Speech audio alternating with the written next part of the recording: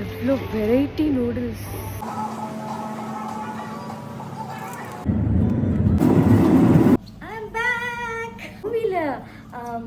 ஐயோ யாருக்கு பார்க்கணுமோ எனக்கு தெரியும். எங்கள் 2 கண்ணு பத்தல. எல்லாம் கான்சன்ட்ரேஷன் பிரபாஸ் மேலே தான் இருக்கும்.